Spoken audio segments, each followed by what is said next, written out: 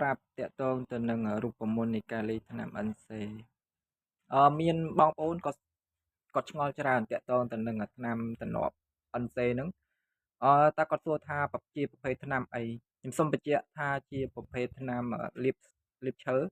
ហើយតាក់ទងនឹងការលាបឈើនេះយើងអាចប្រើបានទាំងក្តារ MC ក៏យើងអាចប្រើបានដែរប៉ុន្តែថាក្តារ MC ជាទូទៅគេមានប្រភេទថ្នាំរបស់គេតែសម្រាប់បើយើងចង់ប្រើប្រភេទទៅលើឈើ MC ក្តារគៀបអាហ្នឹងក៏យើងអាចប្រើបានដូចគ្នាដែរអត់មានបញ្ហាទេពិសេសសម្រាប់រីមីហើយជាងគាត់ចង់រៀនក្នុងការធ្វើបាញ់ថ្នាំដោយខ្លួនឯងធ្វើថ្នាំដោយខ្លួនឯងអាចមកទស្សនាវីដេអូនេះបានតើតើទៅនឹងការលាយថ្នាំហ្នឹងគឺយើងឧទាហរណ៍ជាក់ស្ដែងនេះជាប្រភេទទឹកទេ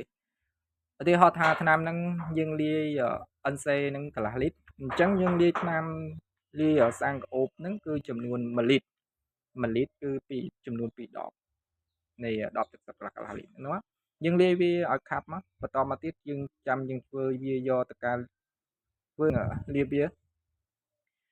យើងយកទៅលាបទៅលើសាច់ឈើគ្រឿងសង្ហារឹមដែលយើងត្រូវធ្វើការលាបហ្នឹងលាបវាឲ្យសព្វទៅបន្តមកទៀតបានយើងទុកវាឲ្យស្ងួតចាំយើងធ្វើការខាត់វាចេញខ្ញុំទំនាប់មិនមកមុខទៀតឈ្មោះថា BU ឬក៏តេកាអាហ្នឹងចាំខ្ញុំប្រាប់នៅក្នុងវីដេអូក្រោយៗអរគុណចុច Subscribe នៃ Channel នេះផងហើយកុំភ្លេចជួយ follow TikTok ខ្ញុំមួយផងអរគុណនៅវីដេអូក្រោយបាយបាយ